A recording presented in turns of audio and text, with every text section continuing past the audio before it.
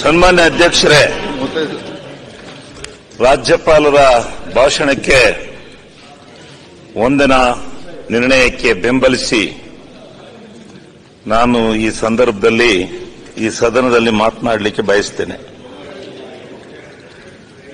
ರಾಜ್ಯಪಾಲರ ನೋಡ್ರಪ್ಪ, ನಾನು ಮೊದಲೇ ಹೇಳ್ತೀನಿ, ನೀವು ಮಧ್ಯ ಮಧ್ಯ ತಕರಾರು ಯಾರಿಗೂ ಮಧ್ಯೆ ಮಾತಾಡಬೇಡಿ. ನೀವೇನಾರ ಉತ್ತರ ಕೊಡೋದಿದ್ರೆ ಈಗ ವಿಜೇಂದ್ರ ಅವರು ಮಾತಾಡಿದ್ದಾರೆ.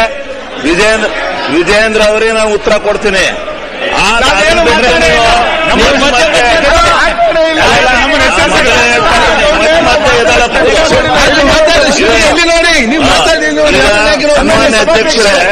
ಸಭಾಧ್ಯಕ್ಷರೇ, ಈಗ ಶಿವಲಿಂಗೇಗೌಡರಿಗೆ ನಾವು ಮಾತಾಡಿ ರಾಜ್ಯಪಾಲರ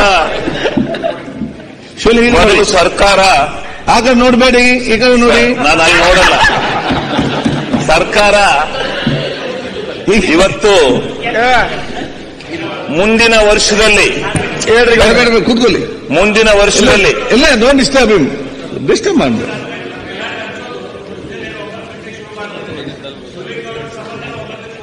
ಅಂತ ಅವ್ರಿಗೆ ಅಡಿಷನಲ್ ಟೈಮ್ ಸಿಗಲಿ. ಇಲ್ಲ, ಈಗ ಅಧ್ಯಕ್ಷ ಅರ್ಧ ಕಟ್ ಮಾಡ್ತಾರೆ.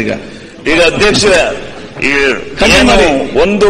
ಮುಂದಿನ ಒಂದು ವರ್ಷದಲ್ಲಿ ನಾವು ಈ ರಾಜ್ಯದಲ್ಲಿ ಯಾವ ರೀತಿ ಆಡಳಿತವನ್ನು ನಡೆಸ್ತೇವೆ, ಈ ರಾಜ್ಯದ ಜನತೆಗೆ ಯಾವ ರೀತಿ ಭರವಸೆಗಳನ್ನು ಕೊಡ್ತೇವೆ, ಯಾವ ನಡೆಯಲ್ಲಿ ನಾವು ಹೋಗ್ತೇವೆ, ಇವತ್ತೇನು ನಮ್ಮ ನಡೆ ಏನು, ನಮ್ಮ ನುಡಿ ಏನು, ನಮ್ಮ ಬದ್ಧತೆ ಏನು ಅಂತಕ್ಕಂಥದ್ದನ್ನ ಸ್ಪಷ್ಟವಾಗಿ ಸಂಪ್ರದಾಯದಂತೆ ರಾಜ್ಯಪಾಲರಿಂದ ನಾವು ಭಾಷಣವನ್ನು ಮಾಡಿಸಿದ್ದೇವೆ. ನಮ್ಮ ಸರ್ಕಾರ ಮಾಡಿಸಿದೆ, ಕಾಂಗ್ರೆಸ್ ಸರ್ಕಾರ ಮಾಡಿಸಿದೆ.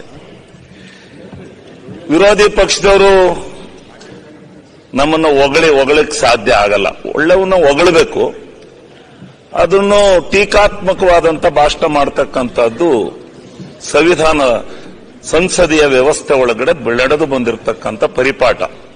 ಅದಕ್ಕೋಸ್ಕರ ಅವರು ಮಾತನಾಡ್ತಾರೆ. ಅದ್ರ ಬಗ್ಗೆ ನಂದು ಚಿಂತೆ ಇಲ್ಲ. ಇವತ್ತು ಅವ್ರು ಏನ್ ಮಾಡಿದ್ದಾರೆ, ನಾವು ರಾಜ್ಯಪಾಲರ ಕೈಲಿ ಬಹು ಪ್ರಮುಖವಾಗಿ ಪ್ರಸ್ತಾಪ